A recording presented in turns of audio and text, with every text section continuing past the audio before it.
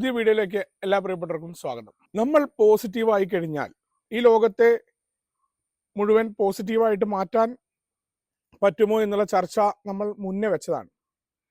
ഇതിനിടയ്ക്ക് ഒരു പുതിയ സുഹൃത്ത് അദ്ദേഹത്തിൻ്റെ എന്നും ഉണ്ടായിരുന്ന ഒരു കുഴപ്പത്തെക്കുറിച്ച് ചർച്ച ചെയ്തിരുന്നു. അപ്പോൾ ഇത് ഇവിടെ മാത്രമല്ല, പല ഭാഗങ്ങളിലും ഇതുമായി ബന്ധപ്പെട്ട് പഠനം നടത്തിയിട്ടുണ്ട്.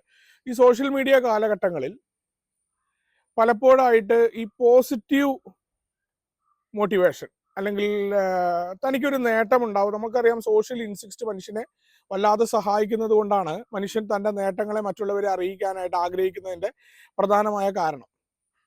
അതിലൊരു വിചിത്രമായ ഒരു കേസ് നമ്മുടെ പ്രൊഫസർ സുലൈമാൻ്റെ അടുത്ത് എത്തുകയുണ്ടായി.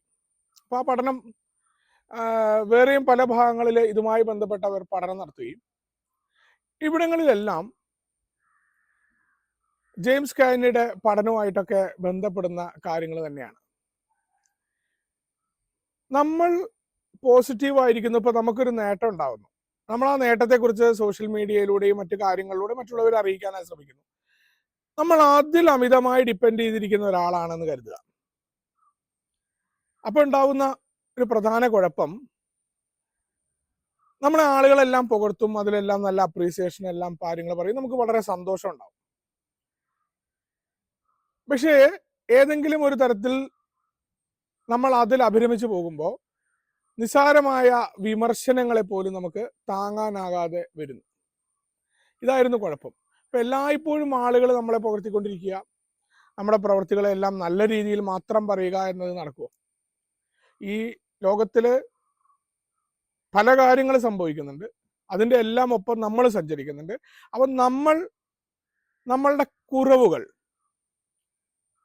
പല കാര്യങ്ങൾക്ക് നമ്മൾ മറ്റുള്ള ആളുകളുടെ വാക്കുകൾ ഇന്നതാണ്, എനിക്ക് കുഴപ്പമില്ല എന്ന് പറഞ്ഞ് ഒരു പോസ്റ്റ് സോഷ്യൽ മീഡിയയിൽ ഇടുന്നുണ്ടെങ്കിൽ യഥാർത്ഥത്തിൽ നമുക്ക് കുഴപ്പമില്ലേ? ഒരു കാര്യം എന്നെ ബാധിക്കുന്നില്ല എന്ന് കരുതുക, എന്നെ അതൊന്നും ബാധിക്കുന്നില്ല, അവൻ എന്നെക്കുറിച്ച് അങ്ങനെ പറഞ്ഞു എന്ന് ഞാൻ സോഷ്യൽ മീഡിയയിൽ പോസ്റ്റ് ചെയ്തിരുന്നൊരു കാലഘട്ടമുണ്ട്. യഥാർത്ഥത്തിൽ അത് എന്നെ ബാധിക്കുന്നത് കൊണ്ടാണ്, എനിക്കതിൽ ഫീലിംഗ് ചെയ്തത് കൊണ്ടാണ് അവന് ഞാൻ ചുട്ട മറുപടി എന്ന അർത്ഥത്തിൽ സോഷ്യൽ മീഡിയയിൽ പോസ്റ്റ് ഇടുന്നത്. ഇവിടെ സംഭവിക്കുന്ന വൈകാരികമായ സന്തുലനാവസ്ഥ നഷ്ടപ്പെടുന്നുണ്ട്.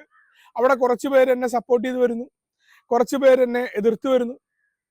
അപ്പൊ സപ്പോർട്ടീവായിട്ട് ആളുകൾ കൂടുതലുള്ളപ്പോൾ ഞാൻ വളരെ സന്തോഷവാനാകുന്നു, മറ്റേത് ഞാൻ നെഗറ്റീവ് ആവുന്നു, അവരുടെ കുറ്റങ്ങൾ പറയുന്നു. യഥാർത്ഥത്തിൽ ഇതിൽ രണ്ടിലും അഭിരമിക്കാതെ മനുഷ്യൻ എങ്ങനെ മുന്നോട്ട് പോകാൻ പറ്റുന്നതാണ്? പോസിറ്റീവ് എന്ന് പറഞ്ഞാൽ എന്താണ്?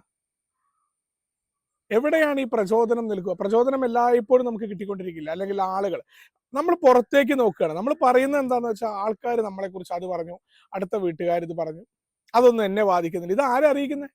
ബാധിക്കുന്നില്ല എന്നുണ്ടെങ്കിൽ നമുക്ക് എന്തുകൊണ്ട് പ്രവർത്തിക്കാൻ സാധിക്കുന്നില്ല?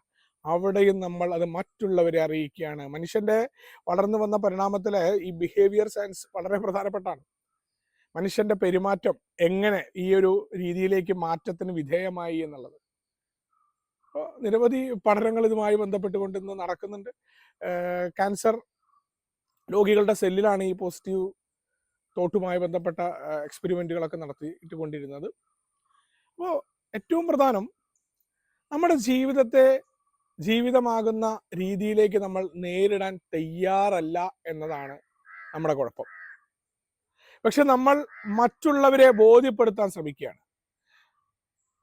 അവിടെ എന്താ സംഭവിക്കുന്നതെന്ന് വെച്ചാൽ, നമ്മളിൽ ഇല്ലാത്ത പല കഴിവുകളും നമ്മളിൽ ഇല്ലാത്ത പല ഗുണങ്ങളും ഉണ്ട് എന്ന് നമുക്ക് കാണിക്കേണ്ടി വരും. നമ്മൾ ആരാണ്, നമുക്ക് എന്തായി തീരാൻ പറ്റും, അല്ലെങ്കിൽ എന്തൊക്കെ ചെയ്യാൻ പറ്റും എന്ന് പറയുന്ന ഒരു കാര്യം കിടപ്പുണ്ട്. നമുക്ക് കഴിവുകൾ ഉണ്ടായിരിക്കും, ആ കഴിവിന്റെ പുറമെ തന്നെ നമുക്ക് കുറേ ദുർബലതകളുണ്ട്. അതിൽ പെട്ട ഒന്നായിരിക്കാം ഈ ദുർബലത പോലും, ഈ ഒരു കുഴപ്പം പോലും നമ്മുടെ. പക്ഷെ ഇത് കണ്ടെത്തുന്നതിൽ നിന്ന് നമ്മൾ എന്ത് ചെയ്യുന്ന വെച്ചാൽ, നമ്മൾ നമ്മുടെ കഴിവുകളെ മാത്രം ബൂസ്റ്റ് ചെയ്ത് നിൽക്കുമ്പോൾ മറ്റുള്ള ആളുകൾ പറയുന്ന വാക്കുകൾ നമ്മളെ ബാധിക്കുന്ന തരത്തിലായിട്ട് മാറും. അപ്പൊ തീർച്ചയായിട്ടും നമുക്കുണ്ടാകുന്ന മാറ്റം എന്താണ്? മറ്റുള്ള ആളുകളുടെ പ്രചോദനമില്ലാത്ത, അല്ലെങ്കിൽ അവർ നമ്മളെ പ്രോത്സാഹിപ്പിക്കാത്ത വാക്കുകൾ പറയുമ്പോൾ നമ്മൾ വീണ്ടും ആ പറയുന്ന പഴയ സ്റ്റേറ്റിലേക്ക്, ഡിപ്രസീവ് സ്റ്റേറ്റിലേക്ക് പോകും.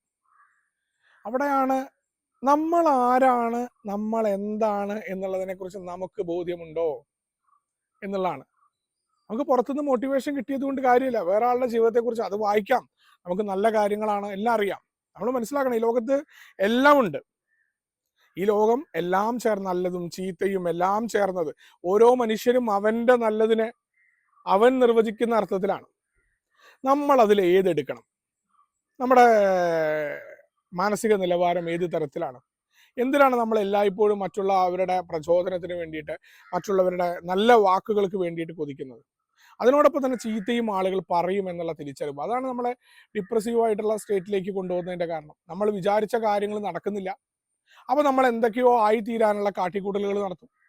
അവിടെ വീണ്ടും നമുക്ക് വേണ്ട രീതിയിൽ പെർഫോം ചെയ്യാൻ പറ്റില്ല, അല്ലെങ്കിൽ നമ്മൾ വിചാരിച്ച പോലെ ആളുകൾ നമ്മളെ പുകഴ്ത്തി പറയില്ല, ആളുകളെല്ലാം നമ്മൾ ആഗ്രഹിച്ച രീതിയിൽ പെരുമാറാതെ ആകും. ആളുകളെല്ലാം ഞാൻ വിചാരിച്ച പോലെ പെരുമാറുമ്പോൾ വളരെ ഹാപ്പിയാണ്. അപ്പൊ മറ്റുള്ളവർ എങ്ങനെ പെരുമാറണം എന്നതിനെ ഞാൻ നിശ്ചയിക്കുന്ന ഒരു മാനദണ്ഡം ഉണ്ടാവുകയും അതിൽ അഭിരമിക്കാൻ പറ്റാതെ വരികയും ചെയ്യുന്നതിനെ കുറിച്ചാണ്. ഏറ്റവും പ്രധാനം നമ്മുടെ റിയാലിറ്റികളിലേക്ക് ഇറങ്ങി വരിക എന്നുള്ളതാണ്. അതല്ലാതെ പുറത്തെ മോട്ടിവേഷനെ ഡിപ്പെൻഡ് ചെയ്തുകൊണ്ട് നമുക്ക് അധികാലം മുന്നോട്ട് പോകാൻ പറ്റില്ല. നമുക്ക് എല്ലാം എടുക്കാം, ഏതെടുക്കുമ്പോഴും നമ്മളിലെ കുറവുകളെ കുറിച്ചും കഴിവുകളെ കുറിച്ചും മനസ്സിലാക്കിയിട്ടാവണം. എന്ത് കുറവുണ്ടെങ്കിലും എന്ത് കഴിവുണ്ടെങ്കിലും അത് നമ്മൾ മാത്രം ഡിപ്പെൻഡ് ചെയ്ത് നിൽക്കുന്നതാണ്. അത് മറ്റുള്ളവരെ അറിയിക്കുകയോ അവർ നല്ലത് പറയണം എന്ന് വിചാരിച്ചാണ് നമ്മൾ ഇതിടുന്നതെന്നുണ്ടെങ്കിൽ, അല്ലെങ്കിൽ നമ്മുടെ ഗോത്രീയ സ്വഭാവം ഈ സോഷ്യൽ മീഡിയ പ്ലാറ്റ്ഫോമിൽ കൂടുതൽ നിങ്ങൾ കാണിക്കുന്നുണ്ടെങ്കിൽ, നിങ്ങളൊരു കാര്യം മനസ്സിലാക്കുക, നിങ്ങൾ യഥാർത്ഥത്തിൽ നിങ്ങൾ പോസിറ്റീവായിട്ട് മാറുന്നില്ല. അല്ലെങ്കിൽ നിങ്ങൾ വൈകാരികമായ അസന്തുലിതാവസ്ഥയാണ്, നിങ്ങളുടെ ഗോത്രീയ സ്വഭാവമാണ്. നിങ്ങളെ അനുകൂലിക്കുന്ന ആളുകളുടെ ഒപ്പം മാത്രമേ നിങ്ങൾക്ക് നിൽക്കാൻ പറ്റുന്നുള്ളൂ. നിങ്ങൾക്ക് വൈകാരികമായി നിങ്ങൾ മനസ്സിലാക്കണം, സ്റ്റെബിലിറ്റി ഇല്ല. വൈകാരിക സ്റ്റെബിലിറ്റി എന്ന് പറയുന്നത് നല്ലതിനെയും ചീത്തയെയും ഒരേ രീതിയിൽ കാണാനാണ്. ചില ആളുകൾ പറയാറുണ്ട്, അവരുടെ സ്വരത്തെ സംഗീതം പോലെ ആസ്വദിക്കണം. എങ്ങനെ? അപരൻ ഞാൻ ആഗ്രഹിക്കുന്നത് പറയുമ്പോൾ മാത്രം ഈ സംഗീതം, അപരൻ ഞാൻ ആഗ്രഹിക്കുന്ന രീതിയിൽ പറയാതെ ആകുമ്പോൾ അവനെ കളിയാക്കുകയും അവനെ കളിയാക്കുന്നതിൽ എനിക്ക് ആനന്ദം അനുഭവിക്കുകയും ചെയ്യുമ്പോൾ ഏത് അപരന്റെ സ്വരമാണ് സംഗീതം പോലെ ആസ്വദിക്കാനായിട്ട് പറ്റുക എന്ന് നമ്മൾ ചിന്തിക്കുക. അപ്പോൾ പോസിറ്റീവ് മൈൻഡ് എന്ന് പറയുന്നത് നല്ലതാണത്. അനാവശ്യമായ പുറത്തെ മോട്ടിവേഷൻ കൊണ്ട് കൃത്രിമമായി നമുക്ക് ഉണ്ടാക്കിയെടുക്കാൻ പറ്റില്ല. നമ്മൾ ആരാണ്, നമ്മൾക്ക് എന്താണ്, അല്ലെങ്കിൽ എന്തായി തീരണം, നമ്മളുടെ കുറവുകൾ എവിടെ നിൽക്കുന്നു എന്ന് അറിഞ്ഞുകൊണ്ട് അതിനെ പരിഹരിച്ചുകൊണ്ട് നമ്മളെ ഉൾക്കൊള്ളാൻ നമ്മൾ തയ്യാറാവുന്നിടത്ത് ഇത് പ്രവർത്തിക്കും. അതല്ലാത്തടത്ത് നമുക്കിത് പ്രവർത്തിക്കാൻ പറ്റില്ല. താൽക്കാലികമായി കുറച്ച് മൂടുപടങ്ങളൊക്കെ ഉണ്ടാക്കിയിട്ട് സന്തോഷിക്കാം. ആ സന്തോഷത്തിന്റെ അതേപോലെ തന്നെ നമുക്ക് ഡിപ്രസീവായിട്ട് എന്നിട്ട് നമുക്ക് പറയാം ആളുകളും സാഹചര്യങ്ങളും നമ്മളെ ബാധിക്കുന്നു അമിതമായിട്ടെന്ന്. അപ്പോൾ ഏറ്റവും നന്നായി നമ്മൾ പ്രാക്ടീസ് ചെയ്യേണ്ടത് കണ്ണുകൾ അടച്ചത് കൊണ്ടോ ശ്വാസം കുറെ വിട്ടത് കൊണ്ടോ ഒന്നും തന്നെ നമുക്ക് പോസിറ്റീവായിട്ടോ ഈ ലോകത്തെ മൊത്തം മാറ്റി തീർക്കാനോ ഒന്നും സാധ്യമല്ല. നമ്മളുടെ മാനസിക നിലയെക്കുറിച്ച് കൃത്യമായ അവബോധം ഉണ്ടായിരിക്കും. നമ്മൾ എവിടെയാണ് നിൽക്കുന്നത് എന്നുള്ളതിനെ കുറിച്ച് അറിയണം.